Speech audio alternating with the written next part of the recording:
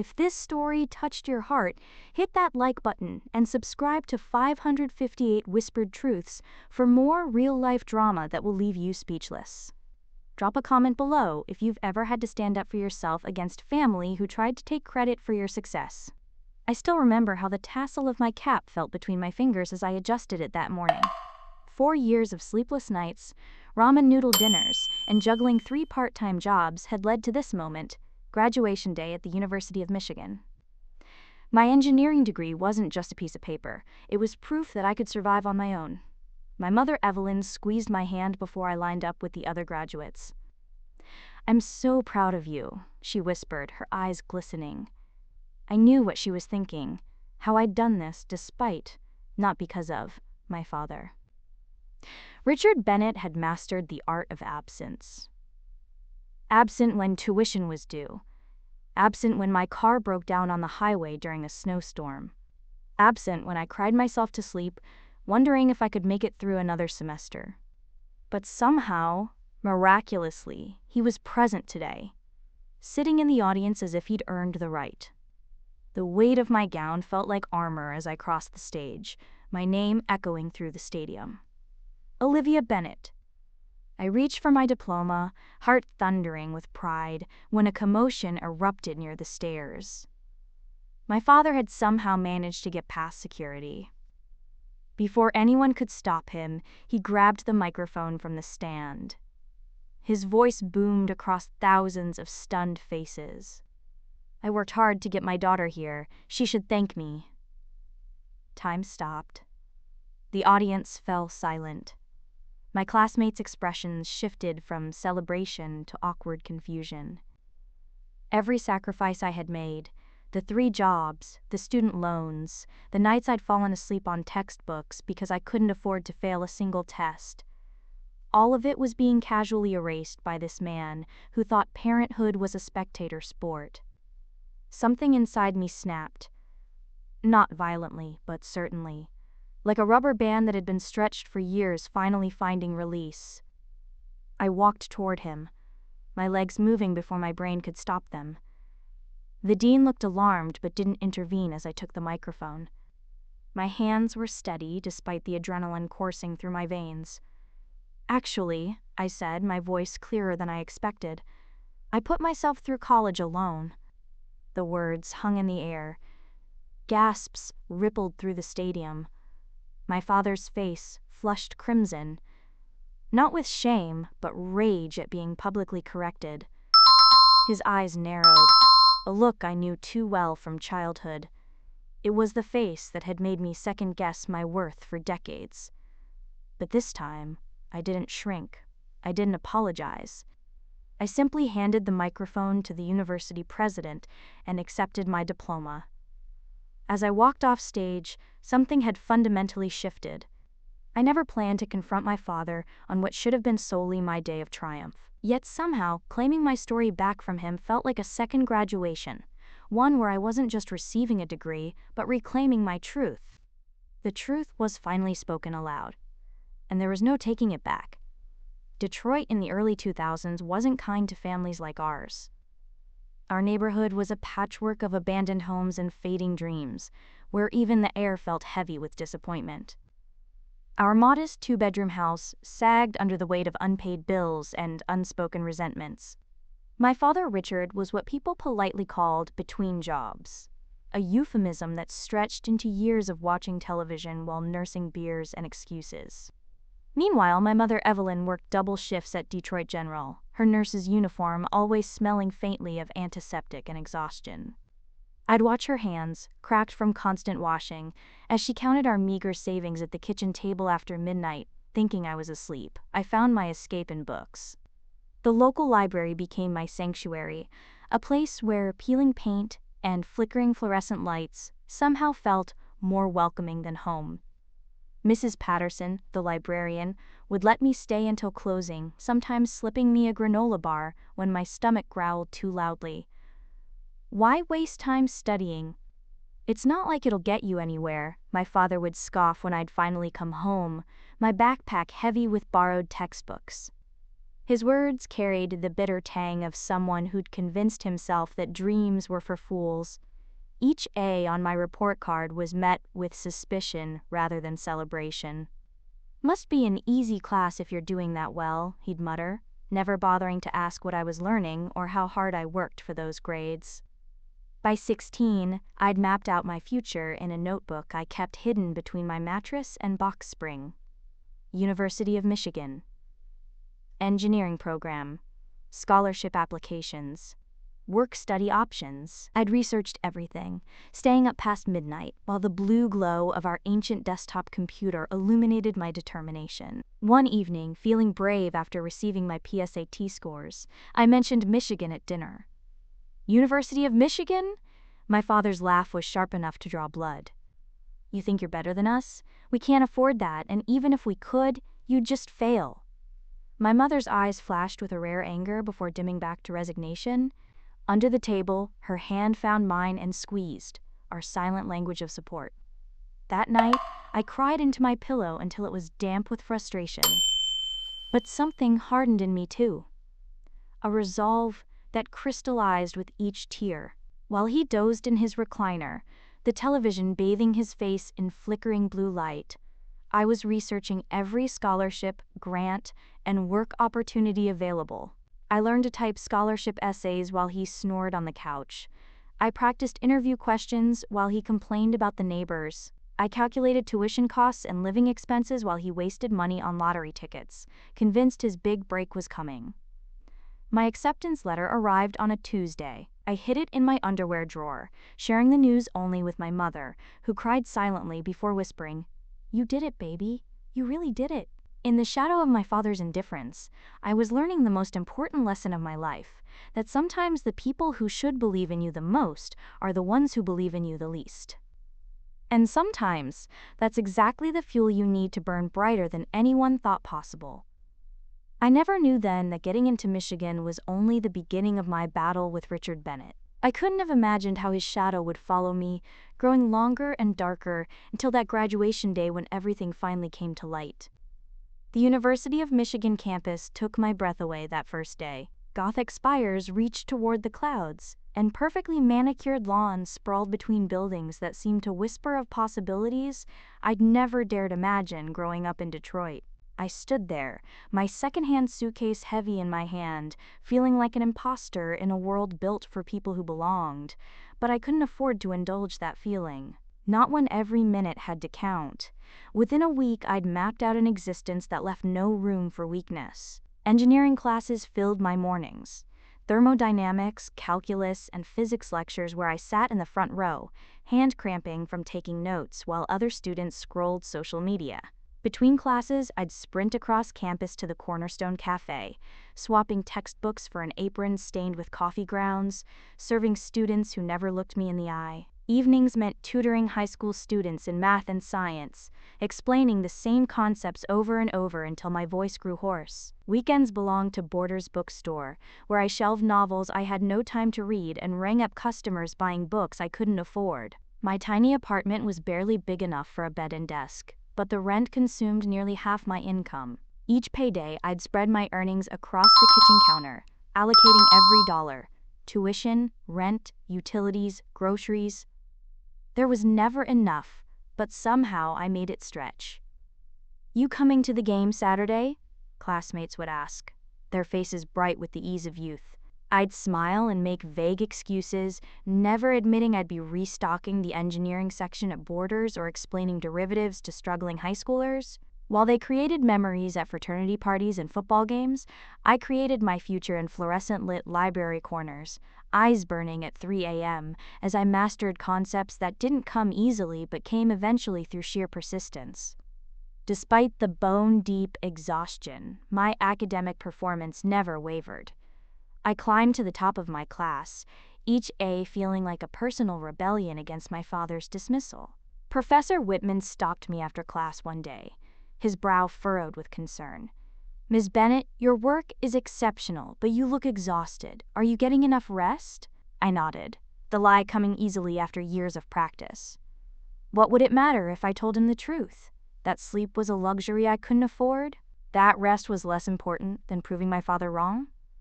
Speaking of Richard, his silence was deafening. The phone calls I never received spoke volumes about his indifference. Sometimes I'd stare at my phone, wondering if he ever thought about me at all, or if his predictions of my failure gave him some perverse satisfaction.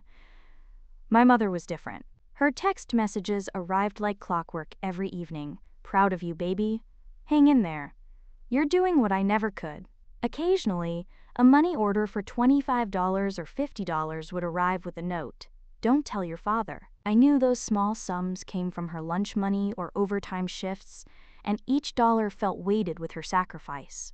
As the semesters passed, I built my life piece by methodical piece. Every achievement was earned through sweat and determination, not family connections, not privilege, not even basic support.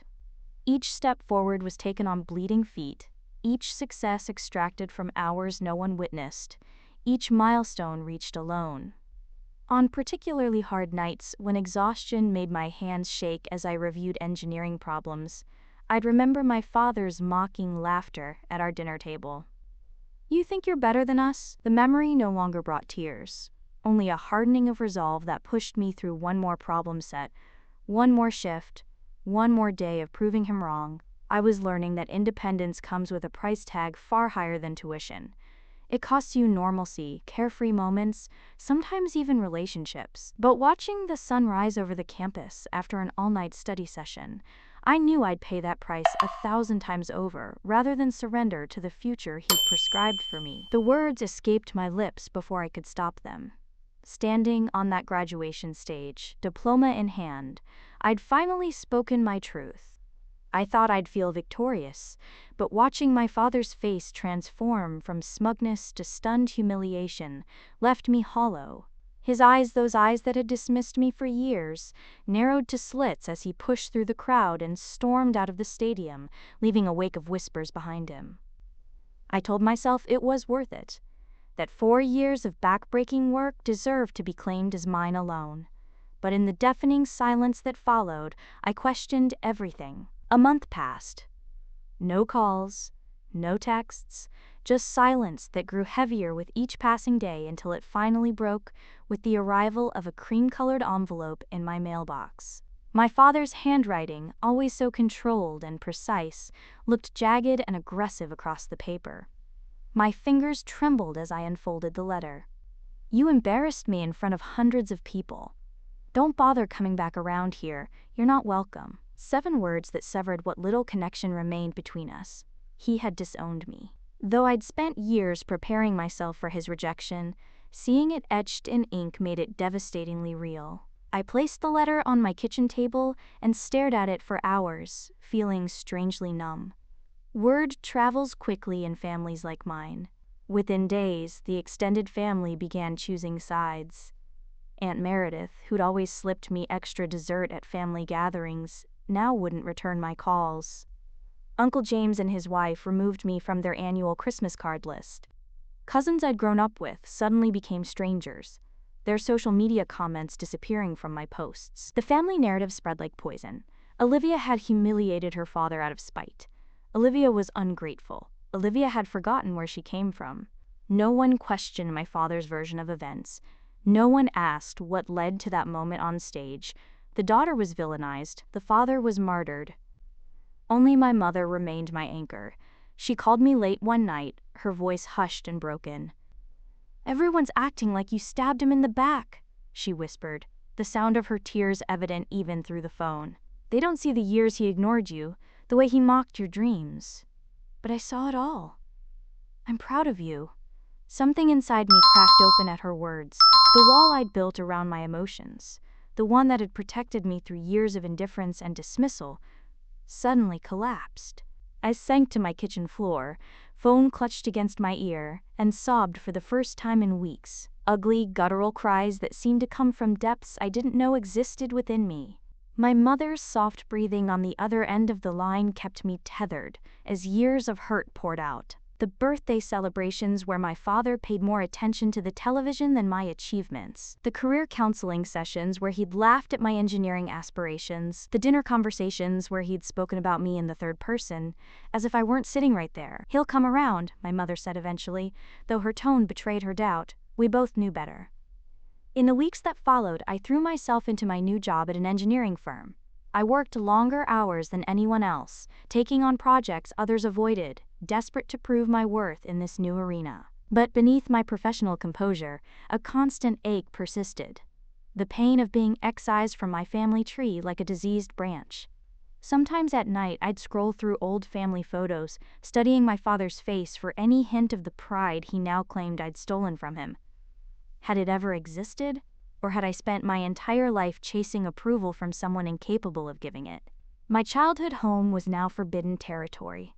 The bedroom where I'd studied late into the night, the backyard where I'd built my first science project, the kitchen table where I'd struggled through calculus, all places I could no longer visit.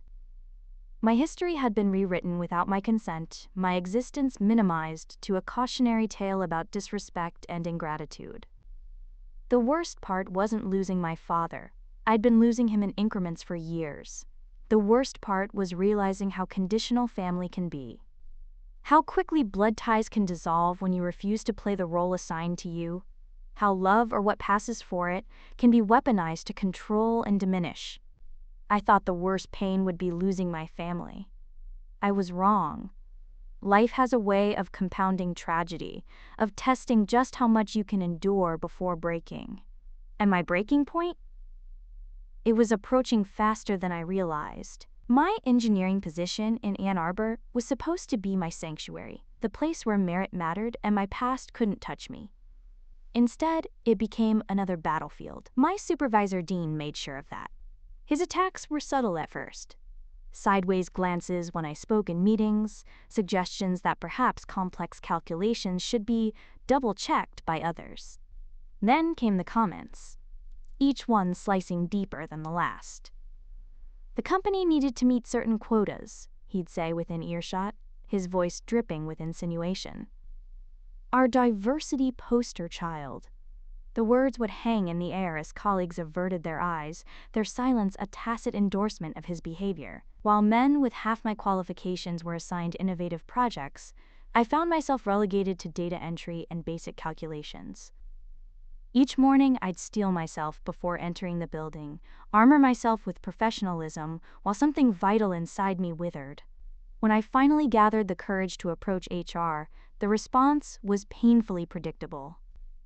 "Perhaps you're misinterpreting his management style," the representative suggested, offering me a mentor instead of accountability. I left that meeting with my cheeks burning, and my hands clenched so tightly my nails left crescent moons in my palms. I'd barely processed this betrayal when my phone rang that evening. An unfamiliar number, a formal voice. "Ms. Bennett? I'm representing Richard Bennett in a civil suit against you." For a moment, I thought it was a cruel prank. But as the lawyer continued, outlining my father's demands for financial compensation for my education and emotional distress damages from the graduation incident, reality crashed down around me. My father wasn't just cutting me out of his life, he was actively trying to destroy what little I'd built. A laugh escaped me, hollow and sharp, before I could stop it. "Is this a joke?" I managed to ask, my voice surprisingly steady despite the earthquake happening within. "I assure you, Ms. Bennett, this is no laughing matter. Your father has suffered considerable emotional and financial damage due to your actions." After ending the call, I sat motionless in my darkened apartment, my body trembling with a rage so pure it scared me. This wasn't about hurt feelings anymore. This wasn't a family squabble that time might heal. This was declaration of war against my very existence, my right to claim my own accomplishments. Who was I fighting against? A father who viewed my independence as betrayal?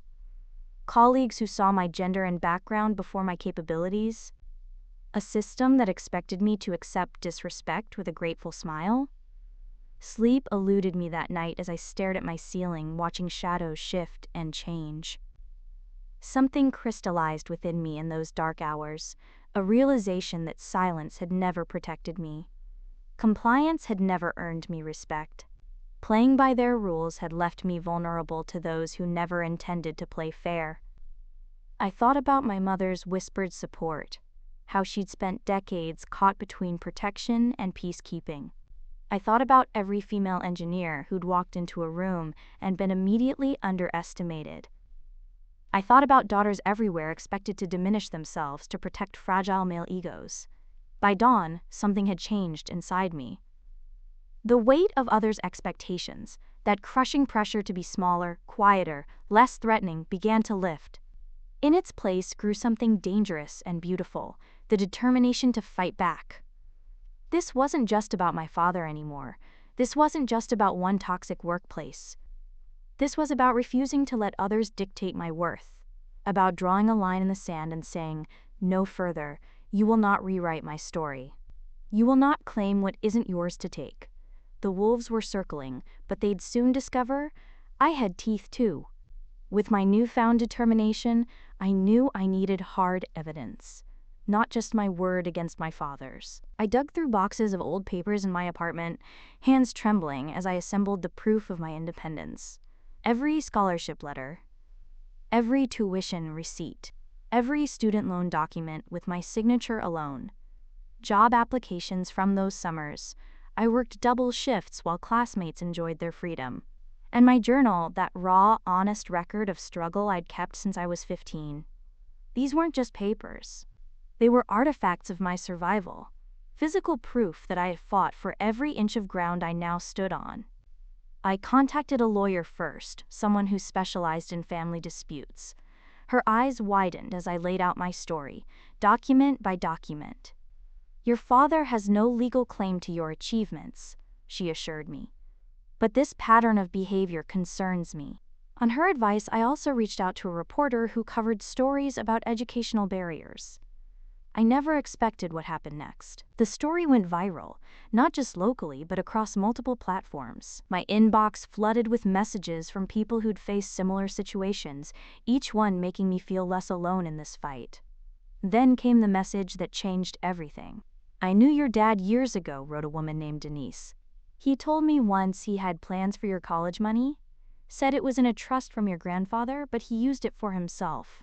My stomach dropped as I read those words again and again. What college money? What trust? My hands trembled as I typed my response, asking for details, anything she could remember. The next 3 days became a blur of investigation. I called distant relatives, dug through county records, even visited my grandfather's old attorney.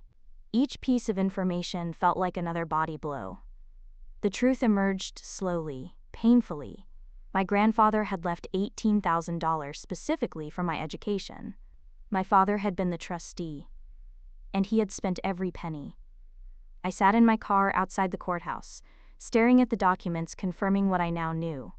All those years of working myself to exhaustion, taking on crushing student debt, believing we simply couldn't afford more, while my father had quietly erased my inheritance. The betrayal cut so deep I could barely breathe. But there was more. A court clerk, seeing my distress, offered to check if there were any other records under my father's name. Hours later, she slid a bankruptcy filing across the desk. "Filed in 2017, she said quietly. "Declared 0 dependents." I was 20 that year, still living at home, still legally his dependent for tax purposes. He erased me," I whispered, the realization burning through me. Legally erased me when it was convenient. The clerk's eyes held mine with unexpected compassion. "People do terrible things when money's involved, honey." On my way home, something caught my eye. A beat-up Chevy with tinted windows parked half a block from my apartment. The same car I'd noticed yesterday, and the day before. A chill ran through me. I asked a friend in law enforcement to run the plates. The car was registered to a private investigation firm that worked with my father's lawyer. He wasn't just suing me. He was trying to dig up dirt, watching me, looking for weaknesses to exploit. That night, I stood at my window, staring down at the shadowy figure in the parked car. The daughter he'd raised would have been terrified, would have hidden away. But I wasn't that girl anymore. I was a woman who had survived every obstacle he'd placed in my path, and discovered I was stronger for it. I drew the curtains slowly, deliberately. Let him watch, let him search. There was nothing to find but the truth, and the truth was the one thing he couldn't bear to face. The wolves weren't just circling anymore. They were at my door, but as I ran my fingers over the stack of evidence I'd collected, I felt something unexpected bloom inside me. Not just anger or determination, but a quiet, unshakable certainty. I had survived without his support. I would survive this too. And this time, I wouldn't be fighting alone. I was washing dishes when the knock came. 3 soft taps. My mother's signature. When I opened the door, her face was streaked with tears, her hands trembling as she clutched something small. "I didn't want to get involved," she whispered, stepping inside. "But you need this.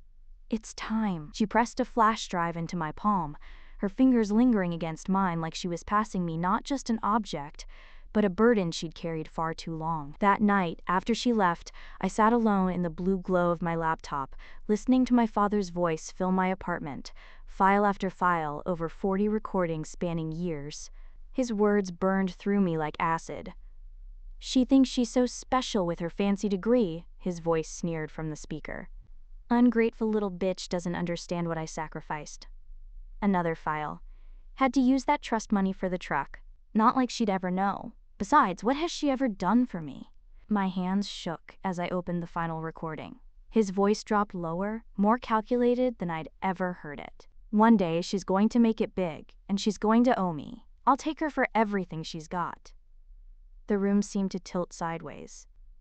This voice, this stranger who'd raised me, had planned all along to feast on whatever success I managed to build.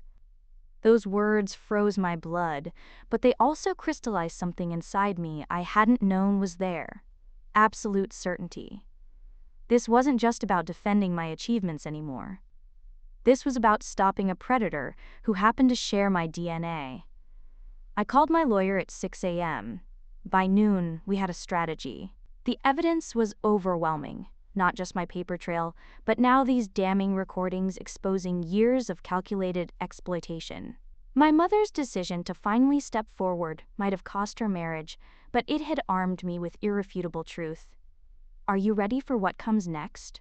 my lawyer asked gently. "Court won't be easy. He'll fight dirty." I thought about the frightened girl I once was, tiptoeing around my father's moods, desperately seeking approval I'd never receive. How far I'd come from that shadow self. "I've been fighting him my entire life," I answered, "just didn't know it until now." The weeks before court crawled by. I avoided my parents' home, ignored the increasingly desperate voicemails my father left. "We're family," he'd plead, voice honeyed with false concern. Families work things out privately. My mother moved in with her sister temporarily. She called me every evening, her voice stronger with each passing day. "I should have done this years ago," she told me. "Watching you stand up for yourself, it's teaching me how to stand up too." The morning of the hearing arrived crisp and clear. I dressed carefully in a simple blue suit, applied minimal makeup. I wanted the judge to see me clearly, professional, composed, truthful. Outside the courthouse, I gripped my mother's hand so tightly my knuckles went white. She squeezed back, a wordless promise between us. "He's here," she whispered suddenly. I turned to watch my father stride toward the building, his lawyer flanking him. His face wore that familiar expression, the smug confidence of a man who'd always controlled the narrative, who believed his version of reality was the only one that mattered. He nodded at me dismissively as he passed, so certain of his victory he couldn't even conceive of defeat. He had no idea what was waiting for him inside, no idea that his own voice, his own admissions were about to shatter the fiction he'd constructed. My lawyer touched my shoulder gently. "Ready?" I took one last deep breath of morning air, thinking of everything that had led me here, every struggle, every achievement earned through my own sweat and determination, every lie I'd finally uncovered. "I have never been more ready for anything in my life," I said, and walked through the doors to reclaim my story once and for all. The courtroom fell silent as my father's recorded voice filled the space. His words, cold and calculating, echoed against marble walls. "She owes me. I'll take her for everything she's got." Someone behind me audibly gasped, "What the hell?" I sat perfectly still, my hands folded in my lap to hide their trembling. This was the moment I'd both dreaded and desperately needed. The truth, laid bare for everyone to witness. My father's face had drained of color, his eyes darting between the judge, his lawyer, and finally landing on me with a look I'd never seen before: fear. My lawyer moved with methodical precision, a maestro conducting a symphony of evidence. First came the receipts, hundreds of them, documenting every penny I'd spent putting myself through college. Then bank statements revealing the grueling work schedule I'd maintained while carrying a full course load. The judge's expression remained neutral, but her eyes grew increasingly focused as the narrative of my life unfolded before her. "And now," my lawyer said, her voice soft but unwavering, "I'd like to address the matter of the trust fund." The courtroom seemed to hold its collective breath. Document after document appeared on the projection screen. Trust paperwork in my name, followed by transfer records showing systematic withdrawals that coincided perfectly with my father's new truck purchase, his fishing boat, the kitchen renovation. The judge's face hardened visibly. She removed her glasses, pinching the bridge of her nose before looking directly at my father. "We'll take a 15-minute recess," she announced, her tone leaving little doubt about where this was heading. In the hallway, my mother squeezed my hand. "Whatever happens," she whispered, "I'm proud of you." When we reconvened, the judge didn't mince words. She dismissed my father's lawsuit with prejudice, ordered him to pay my legal fees in full, and referred him to state authorities for misuse of trust funds. As she spoke, I watched the facade of the man who'd terrorized my childhood crumble into dust. "This court finds the plaintiff's claims not only without merit," she declared, "but potentially fraudulent in nature." Within hours, the story exploded. A journalist who'd been covering the case published everything. Father sues daughter over college costs, gets exposed for stealing her college fund. My phone buzzed constantly with notifications as my father became an internet meme, his quotes shared with laughing emojis attached. I watched from a distance as the man who had tried to humiliate me publicly experienced the same treatment tenfold. There was no satisfaction in his downfall, only a hollow relief that justice had finally broken through decades of lies. 2 days later, in a moment of weakness, or perhaps strength, I opened Twitter and typed, "To the man who tried to break me for raising myself, you lost. You lost in court, you lost me, and no amount of lawsuits will give you back the daughter you chose to hate." I stared at those words glowing on my screen, my finger hovering over the post button. In that moment, I realized I wasn't seeking revenge or public validation. I was finally speaking my truth after years of silence. I hit send and then blocked his number on my phone. That night, I sat on my balcony watching the city lights flicker like distant stars. For the first time in my life, I felt no weight on my chest, no shadow at my back. The father I desperately tried to please no longer had power over my story. My mother called around midnight, her voice lighter than I'd heard in years. "Are you okay?" she asked. I considered the question, really considered it beyond the automatic response I usually gave. "Not yet," I answered honestly. "But I will be. Fame has a cost." I discovered this firsthand when my boss called me into his office, his expression carefully neutral as he explained I had become a distraction to the company. The viral story of my father's lawsuit had made me recognizable, the engineer whose own father tried to steal her success. Dean avoided eye contact as he handed me my severance package, muttering something about company image that we both knew was a thin veil for discrimination. I didn't cry until I reached my car, not because I'd lost the job, but because even in victory, my father had managed to take something from me. Chicago wasn't my plan, but Ann Arbor held too many ghosts. The smaller engineering firm that hired me didn't care about my internet notoriety. They cared about my designs, my innovations, my mind. My corner office overlooks Lake Michigan, and sometimes I stand there watching the waves and marvel at how far I've come. My mother visits every month now. The weight of living with my father has lifted from her shoulders. I see it in the way she laughs more freely, and how she plans her own future rather than surviving his present.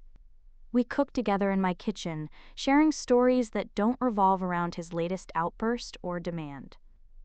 "You saved us both," she told me last weekend, squeezing my hand across the breakfast table. "By saving yourself first." As for my father, I heard through old family connections that he's financially broken. The legal fees and fines gutted his savings, forced him to sell the fishing boat he'd bought with my trust fund money. A poetic justice I take no pleasure in, but acknowledge with a quiet nod to the universe. He tried reaching out once. A letter arrived at my new address. I still don't know how he found it. I recognized his handwriting immediately, the sharp angles of his letters that always seemed like tiny weapons on a page. I never opened it. It sits in my desk drawer, a reminder of boundaries I refuse to cross again. Some people think I'm cold for that. "He's still your father," they say, as if biology alone entitles someone to forgiveness. But they didn't grow up with a father who saw them as a future paycheck. They weren't sued by the person meant to protect them. They didn't work 3 jobs while someone else claimed credit for their success. Forgiveness isn't something I owe to someone who never acted like a father. It's not a gift I'm obligated to give simply because society expects daughters to absolve their father's sins. My forgiveness is precious. I save it for those who earn it. I built my success brick by painful brick, mortaring each one with sweat and tears and determination. Now I'm building a life filled with genuine people who value me for who I am, not what they can take from me. My new colleagues respect my contributions. My friends celebrate my victories without trying to claim them. My mother loves me without conditions. Yesterday, I received an industry award for a design innovation I created. As I stood at the podium, looking out at faces filled with genuine admiration, I thought about how far I'd come from that little girl desperate for her father's approval. The applause that followed my speech belonged solely to me. No one would try to take credit. No one would demand compensation for my talent. That night, I finally threw away my father's unopened letter. Whatever words it contained couldn't change the past or heal the wounds he'd inflicted. My story belongs to me alone, and I refuse to let anyone, even him, rewrite it for their benefit. Some family ties aren't meant to bind us together. They're meant to show us what we never want to become. Sometimes the family we're born into isn't the family we deserve. Standing up for your truth might cost you relationships, but sacrificing your dignity for people who don't respect your journey costs you something far more precious: your self-worth. The path to healing isn't found in forgiveness offered to those who never apologized, but in recognizing your own strength and building boundaries that protect the life you fought so hard to create. Your story belongs to you alone, and no one has the right to rewrite it for their benefit.